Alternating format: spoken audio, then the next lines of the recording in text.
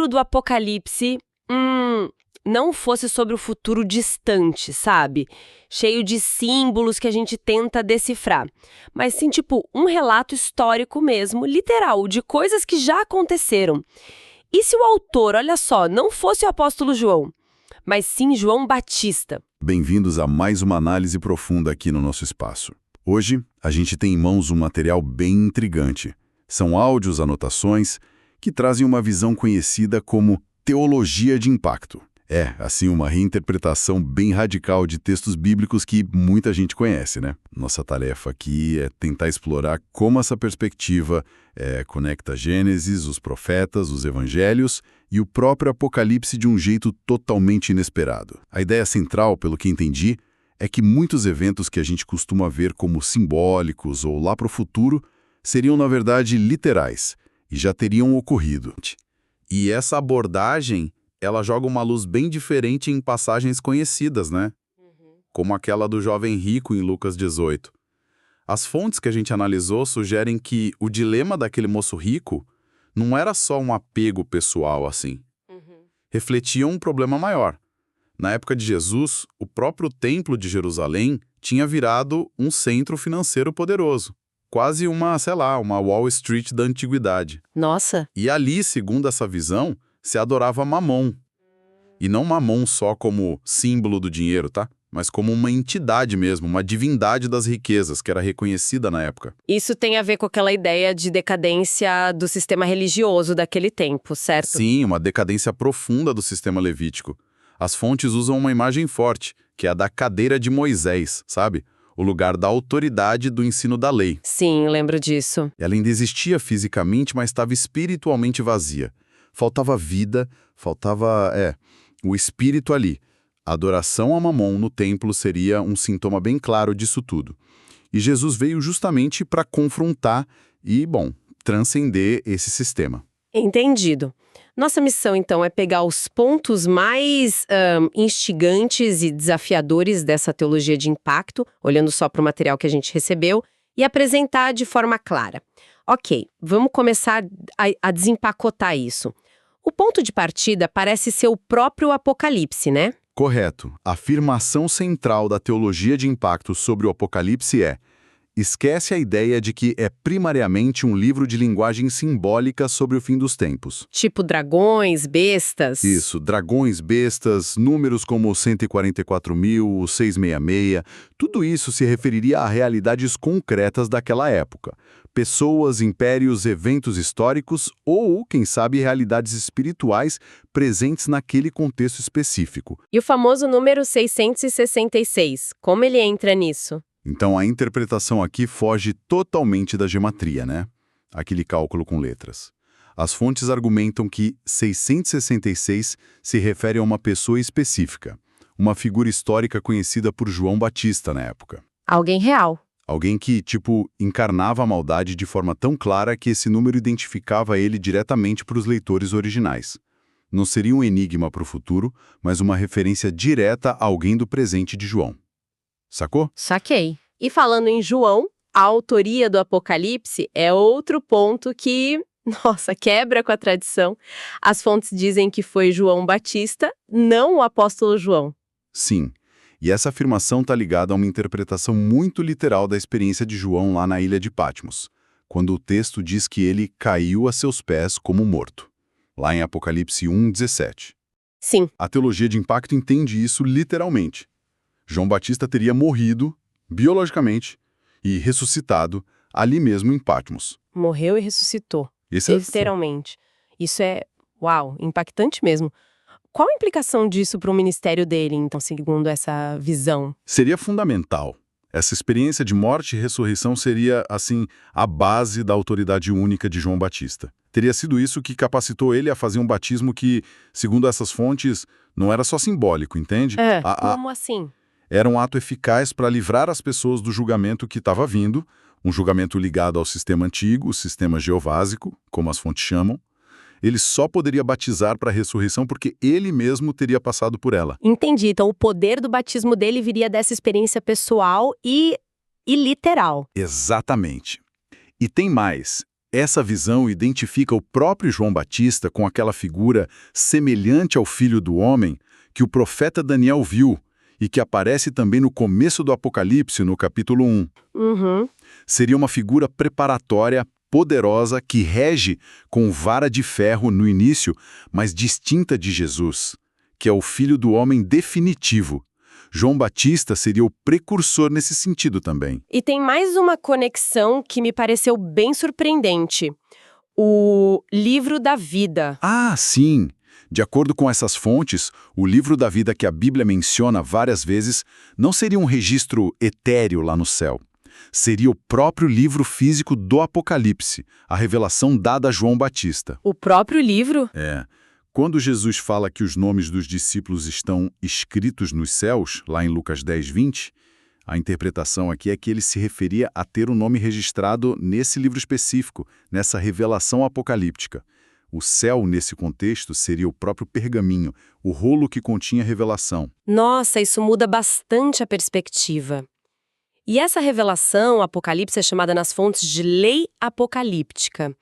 O que diferencia essa lei da lei de Moisés? A lei apocalíptica é apresentada como a palavra direta de Yahvé, especificamente para os últimos tempos, que, nessa visão, seriam os tempos de João Batista e Jesus.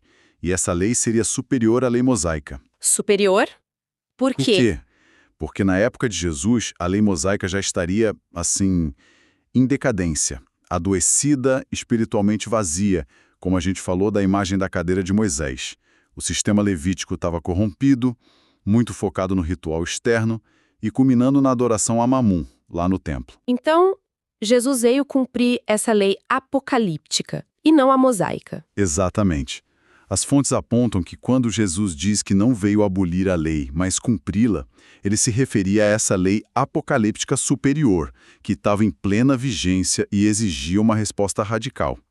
Às vezes, Jesus até fala da lei mosaica como a vossa lei, sabe? Indicando uma certa distância daquele sistema já decadente.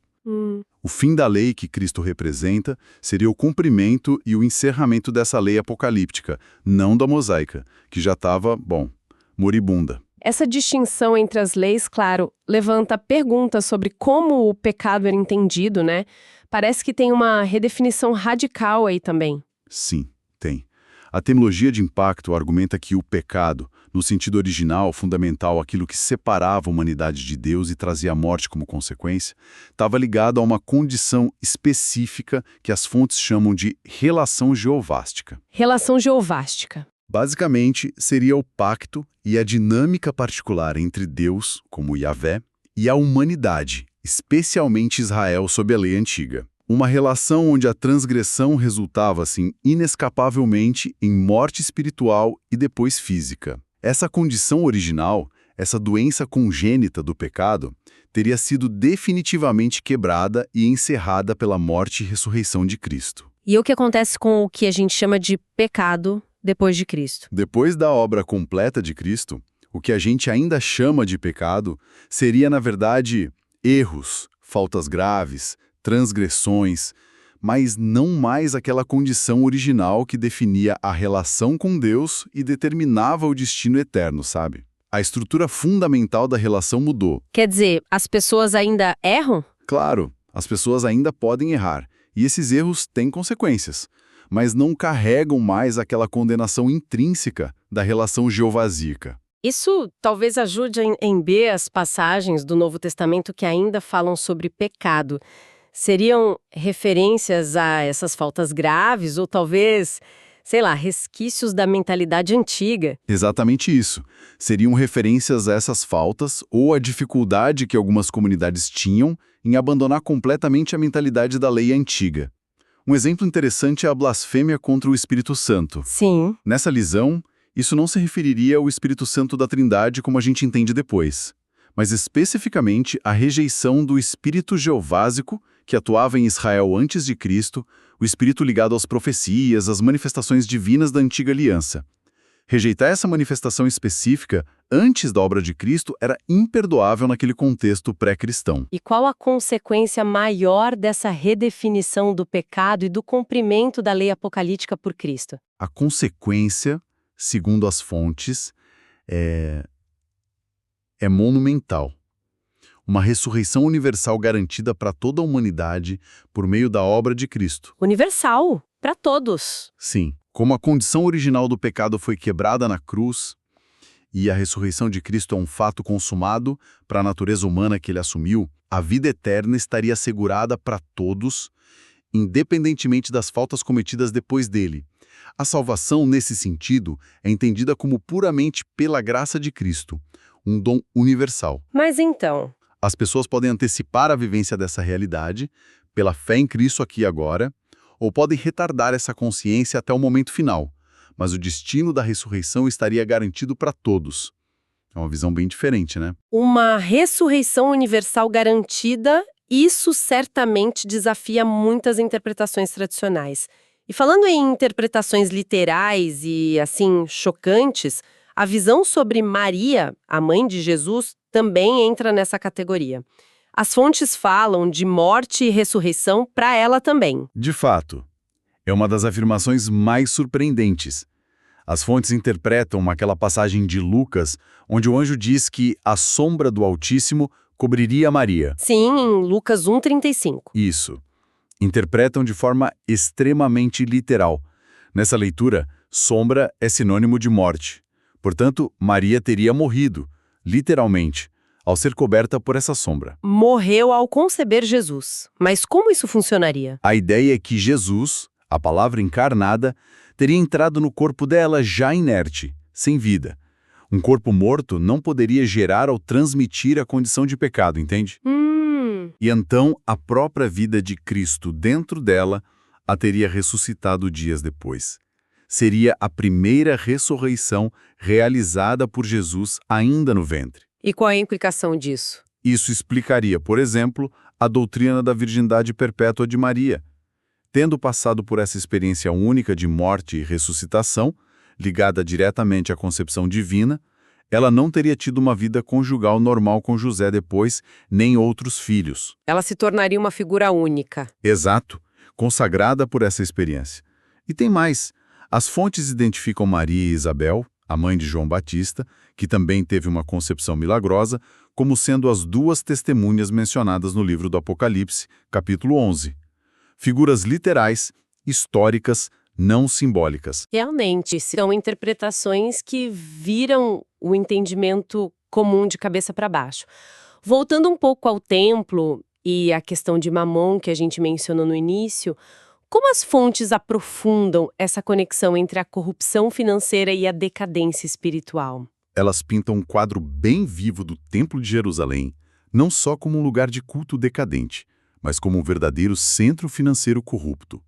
Um caixa forte, uma Wall Street da época mesmo, onde a busca pelo lucro e poder, a adoração a Mamão, tinha suplantado a verdadeira adoração a Deus. A denúncia de Jesus contra os cambistas e vendedores no templo seria só a pontinha do iceberg dessa corrupção toda. E isso se liga diretamente àquela passagem do jovem rico, então. Exatamente. O apego do jovem rico às suas muitas posses, lá em Lucas 18, não seria só um problema individual dele, mas um reflexo da mentalidade dominante no sistema religioso da época, que era centrado em Mamon. Por isso a dificuldade de um rico entrar no reino. Ele estava preso na lógica do sistema que Jesus veio justamente confrontar. Faz sentido dentro dessa lógica. E é nesse contexto que a famosa e, assim, enigmática abominação da desolação mencionada por Daniel e por Jesus em Mateus 24, recebe uma interpretação surpreendente também. Onde ocorreria essa abominação, então, se não no templo? Segundo essa visão, o lugar santo onde acontece a abominação não seria o prédio do templo em si, mas sim o Calvário. O Calvário? Sim, por quê? Porque o Calvário, sendo fora dos muros da cidade, era tecnicamente um lugar santo, no sentido de separado. E a abominação que causa desolação seria o próprio Cristo crucificado ali. O próprio Cristo. Sim, pensa bem. Para o mundo e para o sistema religioso judaico da época, ver o Messias esperado pregado numa cruz como um criminoso era a maior das vergonhas, um escândalo, uma abominação. Essa visão inverte completamente a perspectiva, né? E essa leitura histórica literal continua em Apocalipse 20. A figura do anjo com a chave do abismo, que prende Satanás por 1000 anos, ela é identificada como uma figura histórica bem conhecida, Herodes o Grande. Herodes o Grande como anjo? Como isso se encaixa? A lógica que apresentam é que a grande reorganização do sacerdócio e a reconstrução enorme do templo por Herodes teriam, de certa forma, prendido Satanás simbolicamente. Quer dizer, o sistema ritualístico e a estrutura religiosa imponente que ele criou conseguiram conter ou talvez mascarar o poder do pecado por um tempo. E os 1000 anos? Não seriam um período literal futuro, mas se refeririam aos cerca de 1000 sacerdotes consagrados por Herodes, ou talvez aos ciclos sacerdotais que vieram depois, sob esse sistema levítico herodiano. E a soltura de Satanás no fim desses 1000 anos? Corresponderia ao período de decadência e corrupção que ficou muito forte sob o sucessor de Herodes, Herodes Antipas. Esse é o período em que a cadeira de Moisés está visivelmente vazia de espírito, a adoração a Mamon é gritante, João Batista é morto e, finalmente, Jesus é crucificado. Esse seria o momento em que Satanás é solto, significando o colapso moral e espiritual completo daquele sistema, abrindo caminho para a nova aliança trazida por Cristo. Essa forma de ler Apocalipse como história passada e conectar figuras bíblicas a eventos e pessoas específicas da época é fascinante, realmente. E as fontes fazem conexões inesperadas também com o Antigo Testamento, né? Sim, sugerem paralelos e influências que desafiam as narrativas mais comuns. Por exemplo, indicam que a figura de Moisés pode ter sido modelada em parte com base em atributos do deus babilônico Nebo, ou Nabo. Nebo. Nebo era o deus da escrita, um escriba divino, associado à sabedoria e, em algumas representações, a chifres ou raios de luz, o que poderia ecoar a descrição de Moisés descendo do Sinai com o rosto radiante, ou com chifres, dependendo de como se traduz Êxodo 34. Interessante. E sobre Elias? A tradição diz que ele não morreu, mas foi arrebatado. Então, as fontes aqui propõem que Elias, de forma parecida com Moisés, que morreu antes de entrar na Terra Prometida, também teria morrido e ressuscitado, em vez de simplesmente ter sido transladado fisicamente aos céus. Isso manteria um padrão de morte e ressurreição para figuras proféticas-chave. E outro ponto muito enfatizado nessas fontes é a importância da Septuaginta. A tradução grega do Antigo Testamento? Exato, feita séculos antes de Cristo. A ideia é que ela seria o texto fundamental para a gente entender o Novo Testamento, mais até do que o texto hebraico massorético, que foi compilado bem depois. Por que essa preferência pela Septuaginta? A argumentação é que a Septuaginta era a versão que os autores do Novo Testamento mais usavam e citavam, já que eles escreveram em grego, né? Ela teria chaves interpretativas, nuances e até influências culturais. Influências culturais? Sim, como possíveis ecos de mitos gregos. Mencionam o mito de Cécrops, aquele rei meio homem e meio serpente de Atenas, em paralelo com Gênesis. E também egípcios sugerem que a estrutura da narrativa do Êxodo, especialmente a passagem pelo Mar Vermelho, poderia espelhar conceitos do Livro dos Mortos egípcio, como o Campo dos Juncos. Essas influências seriam essenciais para pegar o significado original que os autores do Novo Testamento queriam passar. Percebo um tema recorrente em tudo isso. A ideia de que experiências que parecem sobrenaturais, metafísicas, devem ser entendidas literalmente. Exatamente. Esse é um pilar da teologia de impacto. Defende-se que as experiências metafísicas descritas na Bíblia, tipo ver Deus face a face, interagir com anjos como seres concretos, perceber a palavra de Deus como uma entidade quase física, ser transportado de um lugar para o outro instantaneamente como Filipe em Atos 8. Não são alegorias ou exageros, são relatos literais de eventos reais. E seriam até mesmo necessários para a autenticidade da fé e do ministério daquelas figuras bíblicas. Como Moisés vendo Deus, ou Zacarias vendo anjos, e aquele rolo voador com dimensões específicas. Isso. A visão aqui é que quanto mais fantástica, mais extraordinária parece a narrativa bíblica, mais provável ela seria de ser um relato histórico fiel, não adulterado por tentativas posteriores de racionalizar ou, sei lá, suavizar o componente metafísico. A metafísica seria parte integrante da realidade operacional da Bíblia. Isso nos leva a uma questão específica: ver a Deus. O Antigo Testamento fala muito que ninguém poderia ver a face de Yahvé e continuar vivo. Mas Jesus, nas Bem-aventuranças, diz que os puros de coração verão a Deus. Como as fontes conciliam isso? A distinção que apresentam é crucial e se baseia na centralidade de Cristo. Ver Yahvé diretamente, sob a antiga aliança, seja mosaica ou a lei apocalíptica anterior, implicava a morte, por causa da santidade absoluta, intransponível de Deus, em contraste com a condição humana pecadora. Aquela relação geovásica era uma barreira assim impossível de cruzar. E como Jesus muda isso? Jesus, sendo a encarnação perfeita de Deus, a imagem visível do Deus invisível, ele se torna a única lente através da qual Deus pode ser visto, sem que isso resulte em morte.